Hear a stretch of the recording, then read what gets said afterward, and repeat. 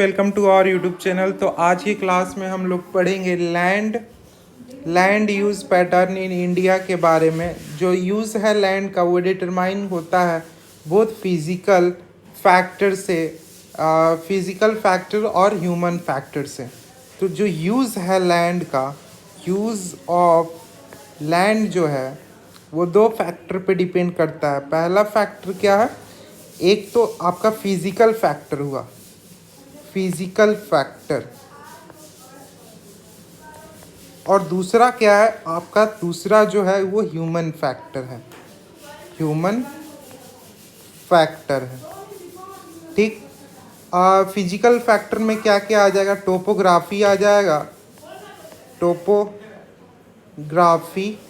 कि लैंड कैसा है, माउंटेन है कि प्लेन है, कि आपका लैंड जो है प्लेट्यू है, ये सारा टोपोग्राफी के अंदर आता है। उसके बाद क्लाइमेट है, उसके बाद सॉइल टाइप है, और ह्यूमन फैक्टर जैसे कि पॉपुलेशन हुआ, डेंसिटी हुआ, टेक्नोलॉजिकल कैपेबिलिटी हुआ, और कल्चर और ट्रेडिशन हुआ। तो ये सारे ह्यूमन फैक्टर में आते हैं। तो यूज़ ऑफ लैंड किस पे डिटरमाइन करता है? पहला आपका फिजिकल फैक्टर हो गया, फिजिकल फैक्टर में टोपोग्राफी हो गया, क्लाइमेट हो गया, सॉइल टाइप हो गया। उसके बाद ह्यूमन फैक्टर में पॉपुलेशन हो गया, टेक्नोलॉजिकल कैपेबिलिटी हो गया, कल्चर हुआ, ट्रेडिशन हो गया। ये क्या हो गया? ये आपका ह्यूमन फैक्टर हो गया। तो ह्यूमन फैक्टर में भी आपको याद रखना होगा।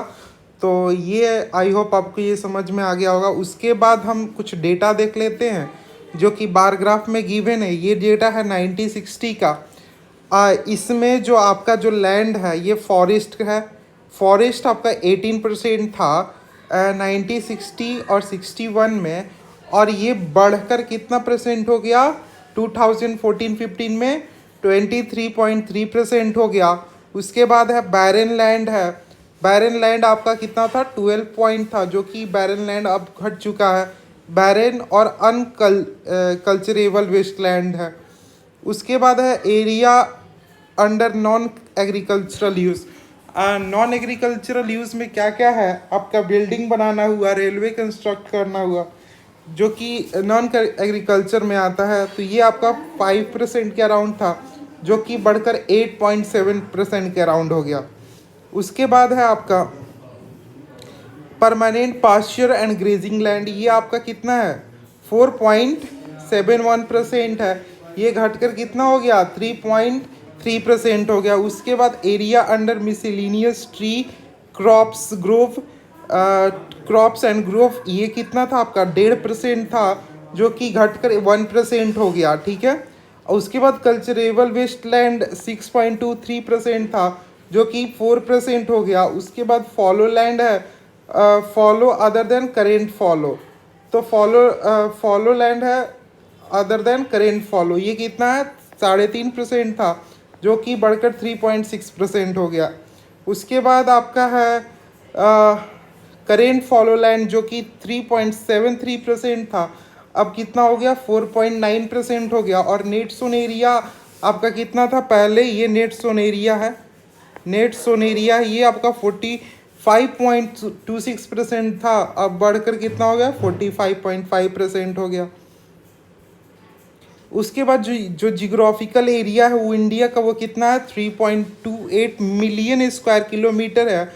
और हाउएवर जो अवेलेबल्स कितना है? 93% अवेलेबल है टोटल जियोग्राफिकल एरिया का।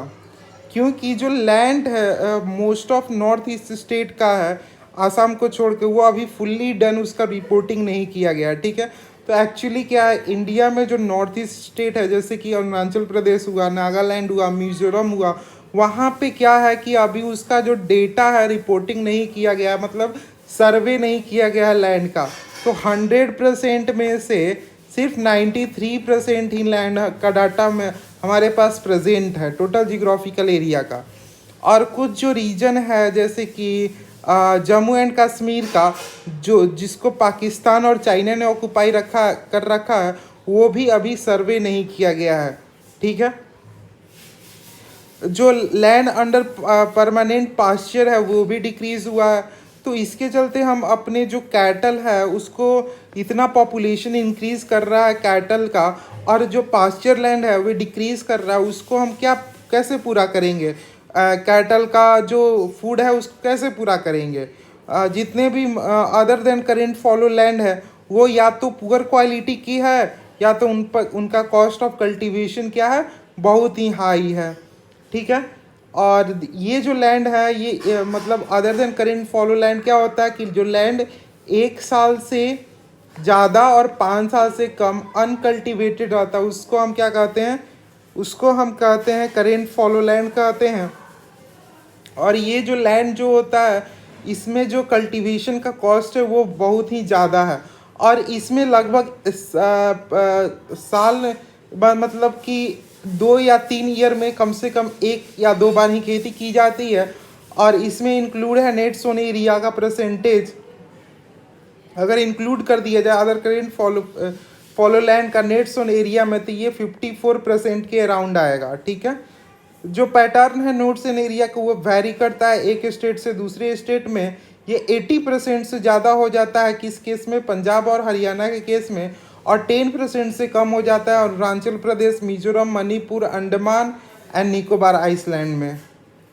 जो फॉरेस्ट एरिया है कंट्री का वो बहुत ही कम है, लगभग 33% है जियोग्राफिकल एरिया का, जिसे आउटलाइन किया गया था नेशनल फॉरेस्ट पॉलिसी जो 1952 में लाया गया उसके अनुसार। यानी टोटल जो फॉरेस्ट एरिया है वो कितना है, 33% है जियोग्राफिकल एरिया का। ठीक है। यानी 93% में 33% कितना है, फॉरेस्ट का एरिया है। ये इसलिए इसेंशियल है क्योंकि ये इकोलॉजिकल बैलेंस को मेंटेन करने के लिए फॉरेस्ट एरिया ज़रूरी हो जाता है। जो लाइवलीहुड है मिलियन ऑफ पीपल का वो सिर्फ डिपेंड करता है किस पे, जो भी लोग फॉरेस्ट के किनारे रहते हैं, फ्रिंजेस ऑफ फॉरेस्ट रहते हैं, उनकी जो लाइफ है वो डिपेंड किस पे, फॉरेस्ट पे करती है। फॉरेस्ट पे करती है किस किस के लिए, फूड के लिए। फूड का इकट्ठा करते हैं, वुड का इकट्ठा करते हैं, फ्यूल के लिए आपका हो गया, उसी से आपका वुड से उनको फ्यूल मिलता है, उसी से वे क्या करते हैं, खाना को पकाते हैं।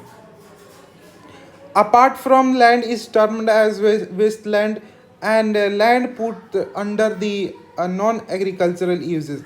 और इसके अलावा कुछ जो लैंड है जो वेस्ट लैंड है और वे नॉन एग्रीकल्चरल यूजेस के लिए है।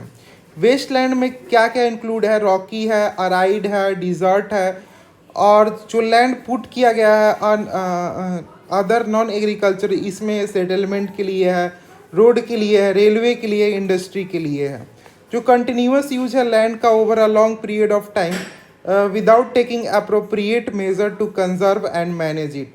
तो जो कंटिन्यूस यूज़ है लैंड का बहुत ही लंबे समय से, हम अगर उसे बढ़िया तरीके से कंजर्व और मैनेज तरीके से नहीं यूज़ करते हैं तो इसके चलते क्या होता है, लैंड डिग्रेडेशन होता है। और लैंड डिग्रेडेशन एक सीरियस प्रॉब्लम है सोसाइटी और इन्वायरमेंट के लिए। आई होप आपको ये वीडियो पसंद आया होगा। तो नेक्स्ट क्लास में हम लोग पढ़ेंगे land degradation and conservation measure के बारे में। तो आज के लिए इतना ही। Thank you for watching and please subscribe my channel for more videos.